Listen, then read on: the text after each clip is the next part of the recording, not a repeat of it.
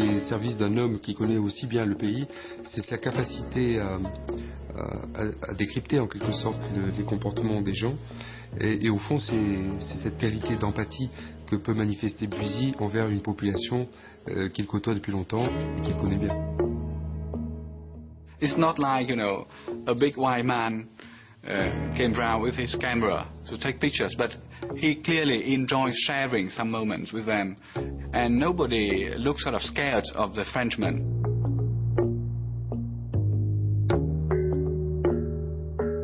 In 1914, Vietnam was a mostly rural society of some 15 million people. Rice was the central element of the local diet throughout Vietnam. Its production meant unrelenting toil in the paddy fields. In Vietnamese society, everybody, when they become 18 years old, the village give them a pieces of land to plant the rice, to get something for you to eat. Rice is everything to Vietnamese family. In spite of being blessed with 2 annual rice harvests, in Tonkin there was rarely enough to feed everyone.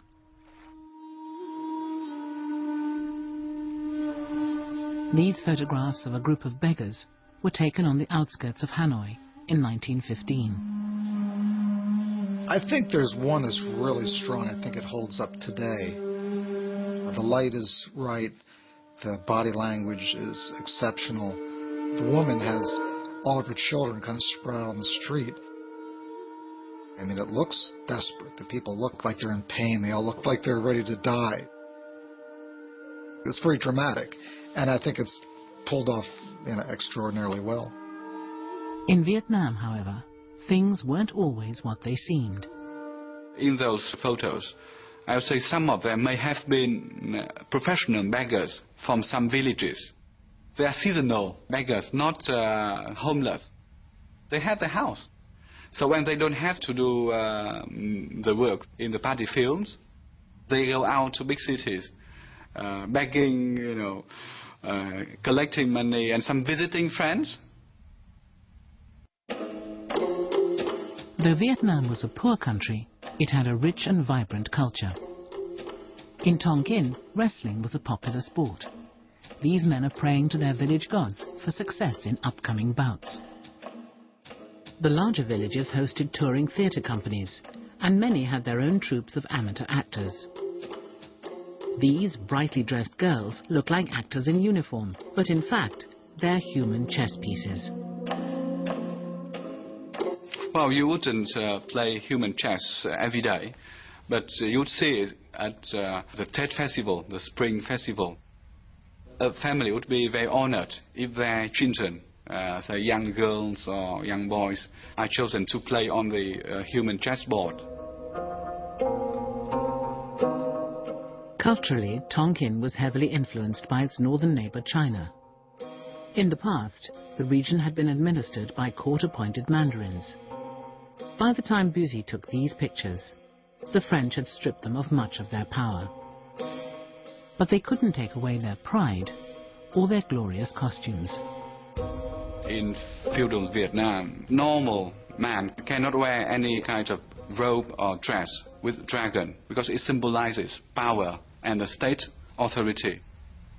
In this picture, this man, his coat has some dragons in green color, so he must be somebody of significant status. Elders occupied the next rung down in the village pecking order, followed by the educated classes. This is a local scribe, the reader and writer of letters. He wears his nails long as a badge of honor. This man never goes near a paddy field. Here is a teacher. His tall chair signifies his elevated social position. And this autochrome shows a Buddhist priestess with an unusual symbol of her status. Oui, la présence de réveil est assez bizarre, mais je crois que il représente un signe de richesse pour la pagode, parce que il y a 100 ans, le réveil était très très rare au Vietnam.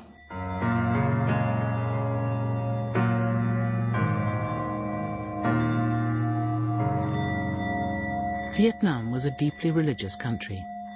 Imported beliefs such as Buddhism from India and Confucianism from China coexisted with local cults and the almost universal practice of ancestor worship. The dead were very much alive in the minds of Vietnamese peasants. They left food for deceased ancestors on altars inside their houses and outside their villages. On important anniversaries, they burned paper models to send presents to their relatives in the afterlife. Every July, on the day of the first full moon, ceremonies were carried out to release any poor souls who were trapped in the underworld. This priest is performing in front of a paper model of one of the 10 courts of hell. He uses his staff to symbolically smash open its gates and set the spirits free.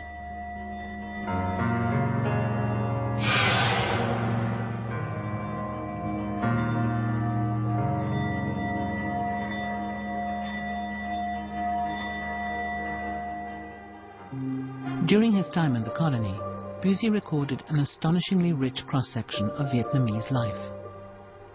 From rich men to lepers. From the very old to the very young. Actors, factory girls, sailors, musicians. But very, very few French men and women. Occasionally in his pictures of Hanoi, there are French buildings and hoardings with Western advertising.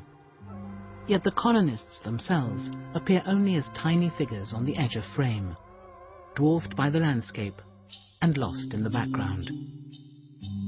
But his pictures do show their impact on Vietnam. The French built cathedrals and opera houses and created roads and railways to open up Indochina to trade. This is the Dumer Bridge near Hanoi, constructed in 1902 by the world-famous Eiffel Company.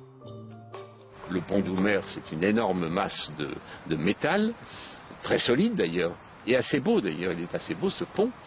Le pont Dumer, il a presque environ 2 km, c'est le plus long pont du monde à l'époque. Les Français ne l'ont pas payé, ce sont les paysans vietnamiens qui ont payé.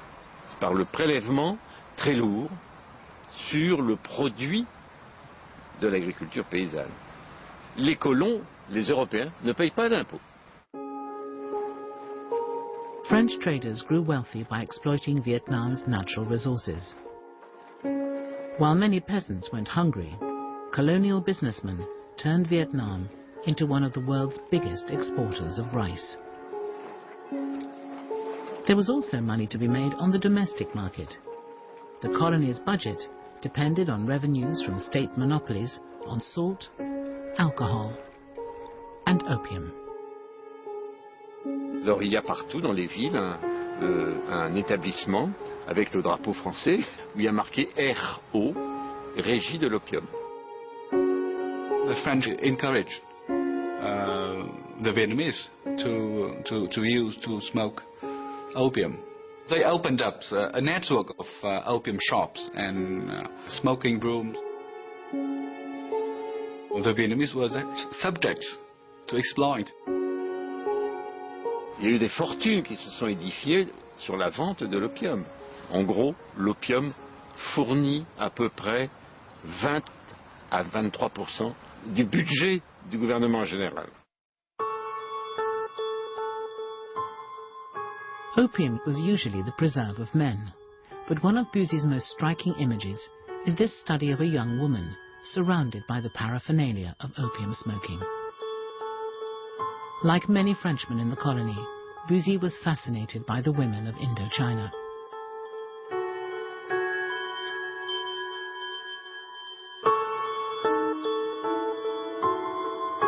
I think his pictures of women are the best work he produced.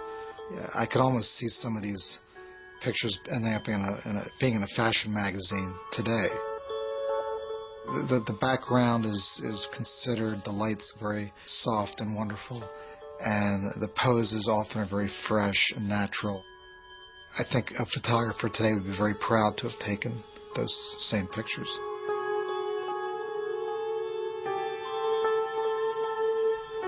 Brucey even persuaded one young woman to strip off in front of camera. For propriety's sake, he shot it tastefully out of focus.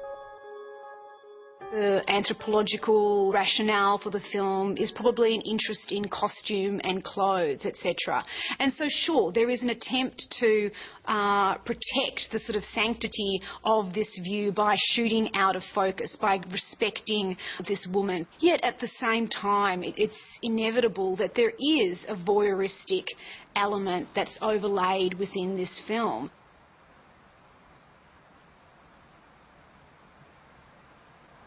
Dans le monde des Européens, il y a peu de femmes, hein, très peu de femmes. Donc, on est toujours à la recherche, l'Européen cherche aussi le contact féminin, et il ne peut le trouver que parmi les femmes colonisées.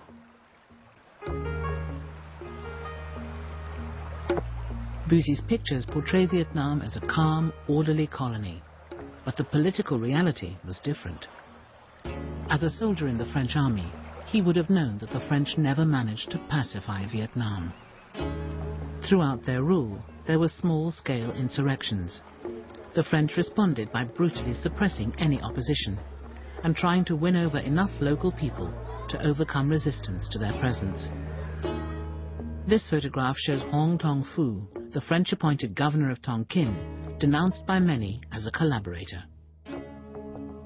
He worked directly with the French to conquer the north. To do something like regaining the independence, first you have to learn from them.